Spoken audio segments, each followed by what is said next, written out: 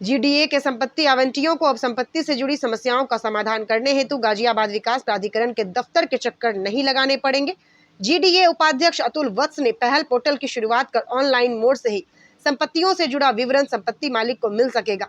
संपत्ति मालिक को इस संबंध में संपत्ति से जुड़ा एक यूनिक कोड दिया जाएगा और उस यूनिक कोड के माध्यम से गाजियाबाद विकास प्राधिकरण की वेबसाइट पर जाकर शो को हो रहे पहले नमक आइकन को सिलेक्ट कर कोड डालते हुए प्रॉपर्टी का विवरण देख सकेंगे। इसके अलावा प्रॉपर्टी से जुड़ी अन्य समस्याओं का निवारण भी इस पहल पोर्टल के माध्यम से हो सकेगा।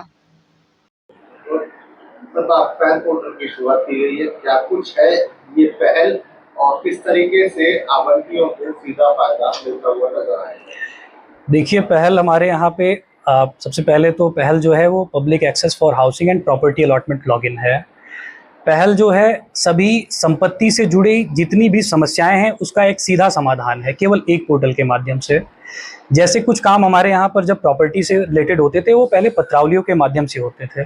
जैसे नाम दर्ज के लिए अगर किसी ने आवेदन भी किया है तो 60 दिनों के अंदर उनको हम मांग पत्र देते थे। वो मांग पत्र के क्रम में वो अपने धनराशि जमा करते थे और वो धनराशि जमा करने के बाद रसीद यहाँ पर देते थे जिसका सत्यापन कराया जाता था।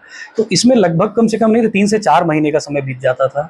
और जो कि संभव है अगर एक डिजिटल माध्यम से इसको हम लेके जाएं कि जैसे मान लीजिए उन्होंने अगर कोई धनराशि ऑनलाइन माध्यम से जमा की, अगर वो ऑनलाइन रिफ्लेक्ट करने लगे अगर हमारे अकाउंट में ही, तो उसका प्रॉपर सत्यापन कराने के लिए कोई अलग से फाइल बना के चलाने की रिक्वायरमेंट नहीं है।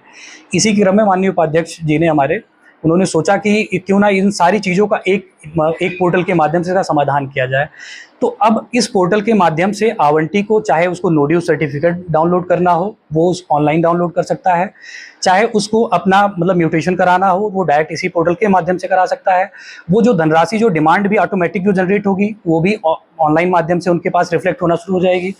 वो धनराशि जमा करेंगे तो वो ऑनलाइन हमारे पोर्टल पर रिफ्लेक्ट होना शुरू हो जाएगी, उसके लिए कोई सत्यापन की रिक्वायरमेंट नहीं है।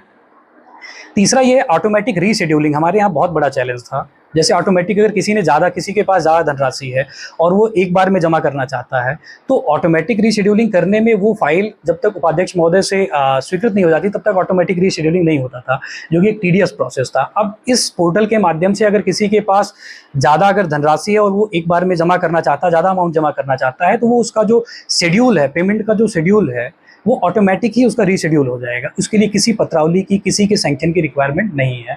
तीसरा चीज़ ये है, इसको पब्लिक के लिए भी थोड़ा सा और अच्छा बनाया गया है कि पब्लिक अगर जैसे सपोज करो कोई करेक्शन देखना चाहता हो कि हमारे इस प्रॉपर्टी में ये हमारा करेक्शन है, तो जैसे हम लोग अभी डीएल वगैरह में करते हैं या आधार में करते हैं कि हम अपना डॉक्यूमेंट, उसका जो सपोर्टिंग डॉक्यूमेंट होता है उसको हम अपलोड करते हैं और उसके बेस पर अगर वो सपोर्टिंग डॉक्यूमेंट ठीक होता है तो वहाँ से अप्रूवल मिल जाता है और वो करेक्शन हो जाता है।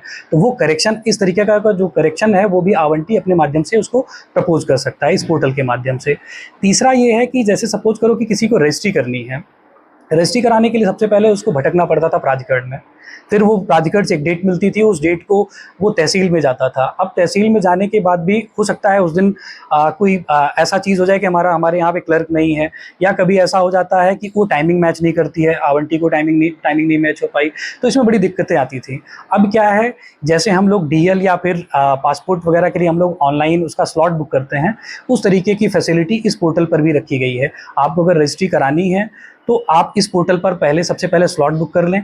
उस टाइम पे हमारे यहाँ से जो क्लर्क होगा, संबंधित क्लर्क होगा, वो वहाँ पर उपस्थित रहेगा तहसील में, और इससे किसी को भी कोई असुविधा की दिक्कत नहीं होगी और आवंटियों का भी टाइम भी बचेगा।